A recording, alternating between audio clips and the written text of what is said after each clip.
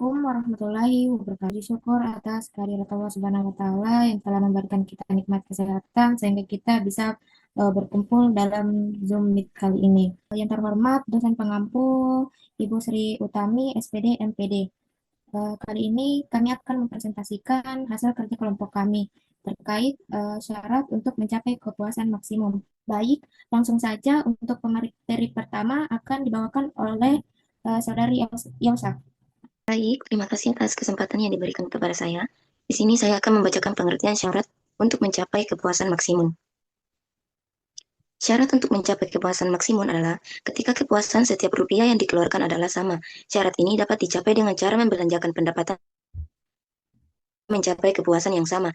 Dalam mencapai kepuasan, terdapat berbagai syarat yang perlu dipenuhi, baik dalam konteks pribadi, sosial, maupun profesional. Kepuasan seringkali dipandang sebagai hasil dari pemenuhan harapan dan kebutuhan individu dalam berbagai aspek kehidupannya.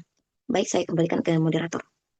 Selanjutnya, untuk pemateri kedua terkait faktor-faktor akan dipaparkan oleh Ananda Febrian. Terima kasih untuk kesempatan yang telah diberikan oleh moderator. Di sini saya akan memaparkan materi mengenai faktor-faktor yang mempengaruhi teori tingkah laku konsumen. Di sini terdapat 7 faktor-faktor yang mempengaruhi. Yang pertama itu ada faktor kepuasan konsumen, atau bisa disebut nilai guna ataupun utilitas. Dibagi menjadi dua, yaitu nilai guna total dan nilai guna marginal, di mana nilai guna total merupakan semakin banyak suatu barang dikonsumsi, maka kepuasan total meningkat hingga pada titik tertentu. Sedangkan nilai guna marginal, yaitu tambahan kepuasan yang diperoleh dari konsumsi satu unit barang tambahan, akan semakin menurun seiring bertambahnya konsumsi. Lalu yang kedua ada faktor harga barang.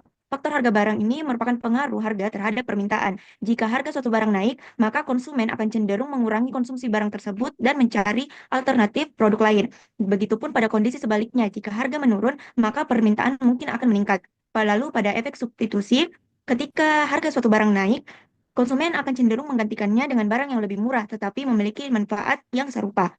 Nah, dan pada efek pendapatan, misalkan jika harga turun, daya beli konsumen akan meningkat, sehingga konsumen dapat membeli lebih banyak barang.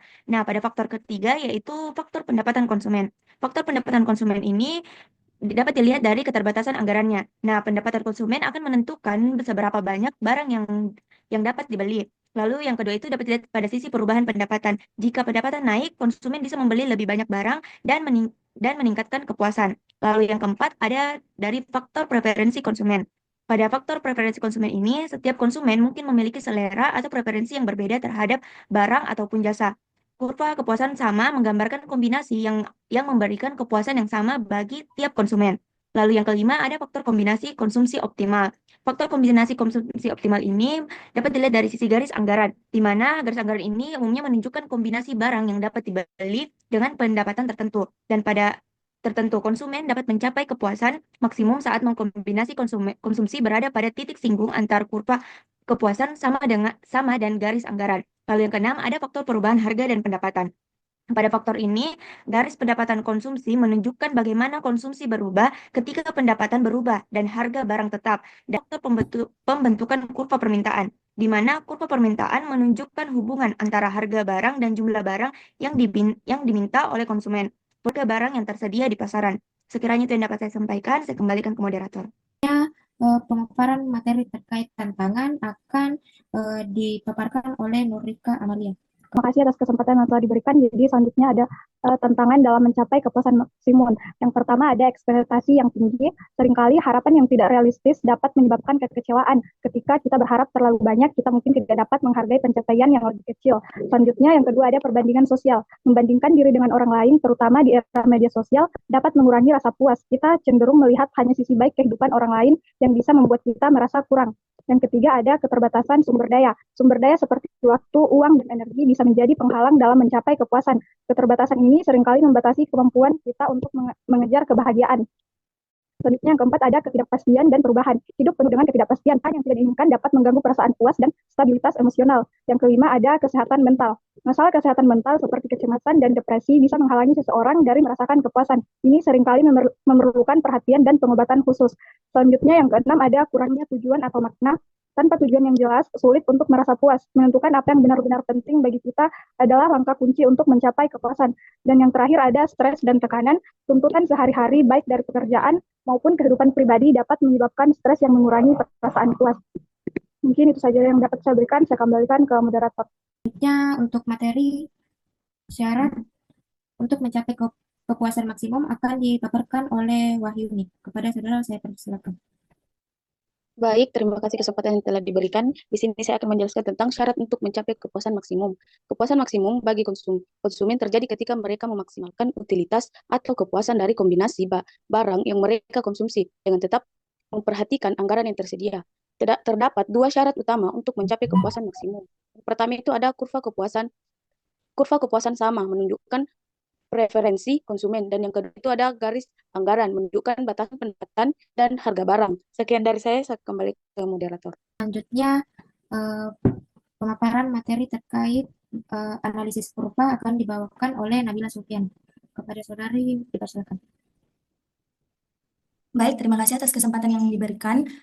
Di sini saya akan membahas terkait dengan analisis kurvanya. Jadi, kurva ini menggambarkan bagaimana seorang konsumen mencapai kepuasan maksimum dengan anggaran yang terbatas. Nah, untuk menganalisis kurva ini, ada beberapa langkah yang bisa kita lakukan. Yang pertama dengan garis anggaran pengeluaran.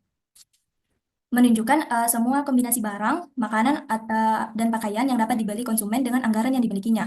Kemiringan garis ini mencerminkan harga relatif antara makanan dan pakaian. Contohnya, jika seorang konsumen memiliki 150.000, harga makanan 2.500, dan harga pakaian 3.000. Garis anggaran akan menunjukkan semua kombinasi makanan dan pakaian yang dapat dibeli dengan total 150.000.